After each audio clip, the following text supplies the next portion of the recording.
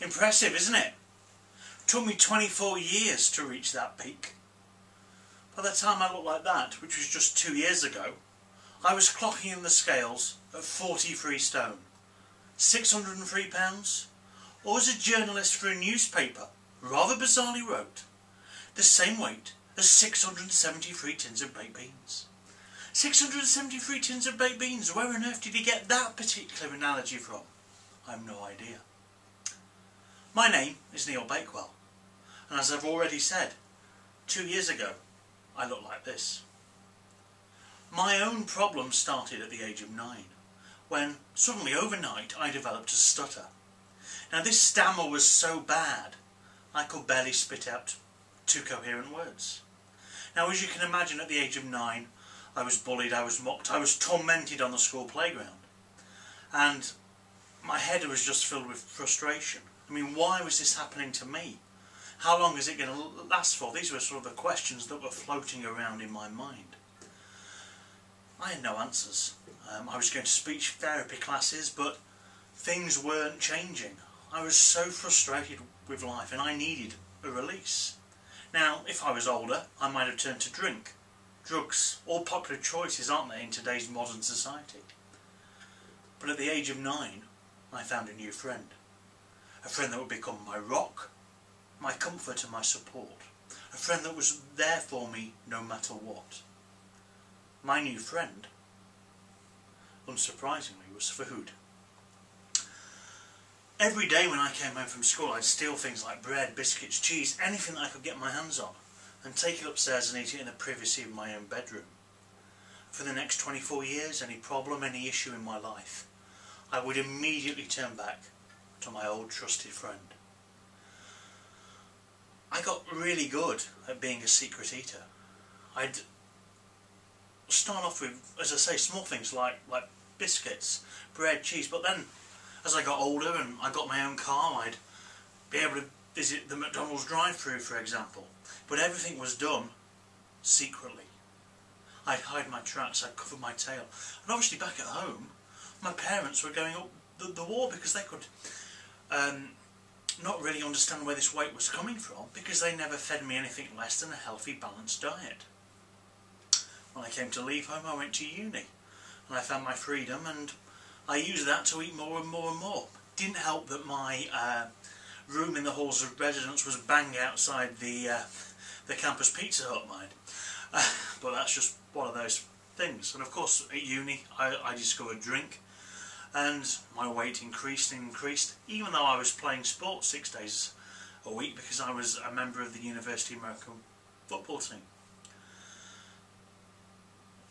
But always whenever there was a problem, at times of high stress like my final exams, I would immediately turn straight back to food for my source of comfort and relief. Then when I came to get my first job, I found myself driving home the same way every day, the same route, and I soon started stopping off at the same garage. And I began to equate certain things with eating, and one of those things was driving in the car. And I stopped off at this garage every day on the way home, and I'd buy a sandwich, a packet of crisps, a bar of chocolate and a bottle of full-fat Coke. Then I'd eat them all on the drive home. Then the minute I walked through the door of my flat, I would immediately start cooking dinner. You see, by this stage in my life, I'd gone from simply eating because I needed comfort to eating because it was just simply a habit. It was something to do. Eating was a part of me. And my problems just began to escalate and escalate, where it got to the stage that I was addicted to food. I'll just say that again. I was addicted to food. And I don't say those words lightly. But let me tell you, if 12 o'clock came by and I wasn't sat at my desk eating my lunch, I would physically start shaking and I would physically start sweating. It was a real physical addiction. And it's terrible to have to admit that you're actually addicted to something. But just consider a minute what the standard treatment is for any form of addiction.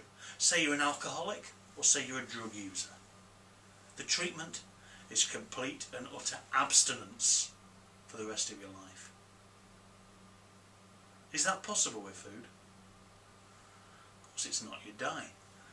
So how do you go about solving a problem like that?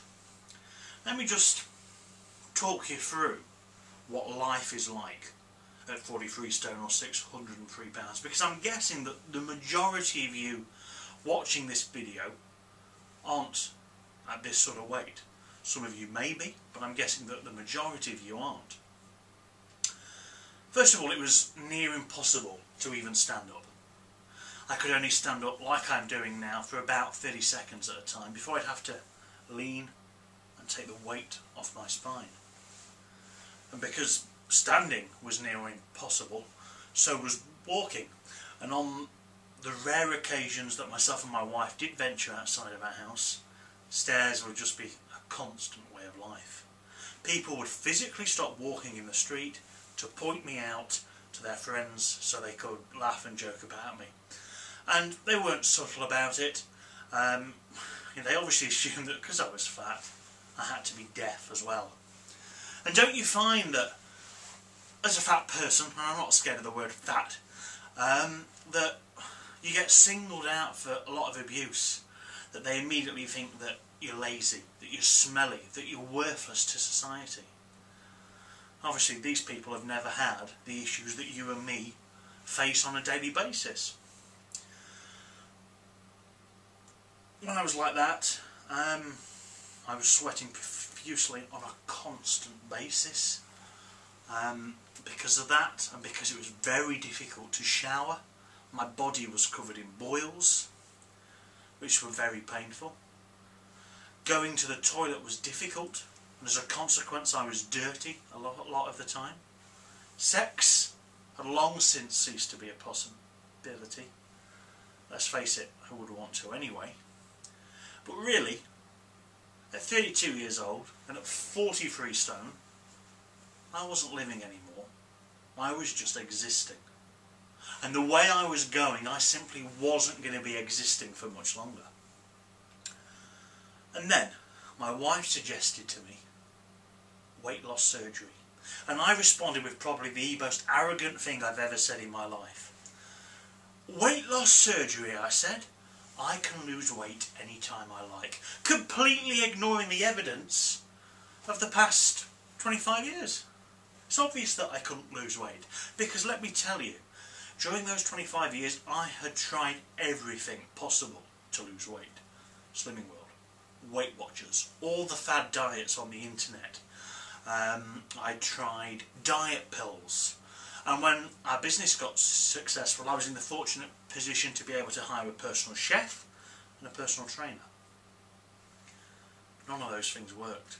Because the minute the trainer and the chef walked out the door at the end of the night, my reliance and my addiction to food took over, and I'd be immediately in the cupboards or straight out to the shop to buy some food.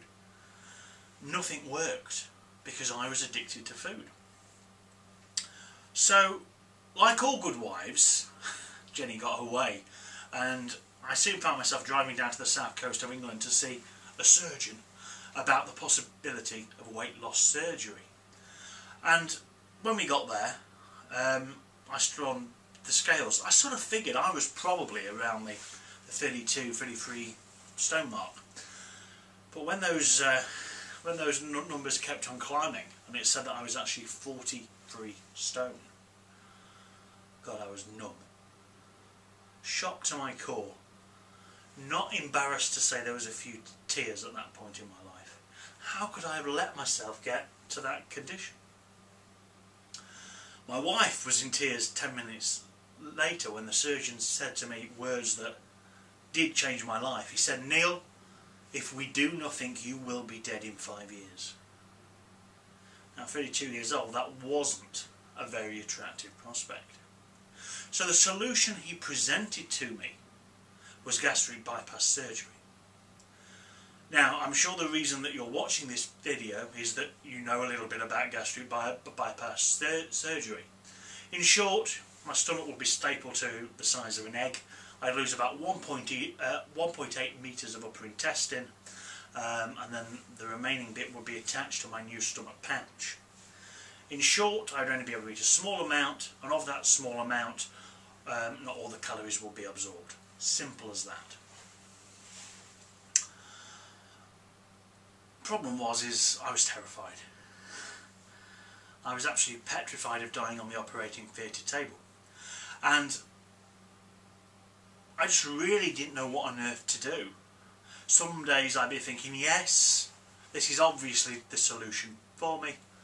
The next day, no, I was dismissing it completely out of hand. In fact, my father, he got so fed up, he said, look, if you don't do it, I'm going to drug you, tie you up, put you in the back of a van. It was pretty obvious, really. I had no life at this point. I had to go through with this surgery. And I did. Just over 2 years ago I had my gastric bypass. And today I've lost over 300 pounds. Over 300 pounds in weight. I just feel on top of the world. And it's the simple things that I really enjoy the most. Going for a walk with my wife along the beach. Taking the dogs out, being able to go to a cafe without my wife having to go in front of me and check that I could fit my backside in the seats. The simple things in life that I enjoy. I can honestly truly say that gastric bypass surgery has reclaimed my life. Now, the question is, are you going to allow gastric bypass surgery to help you and your quest for a new life? I don't know. Let me explain a little bit more.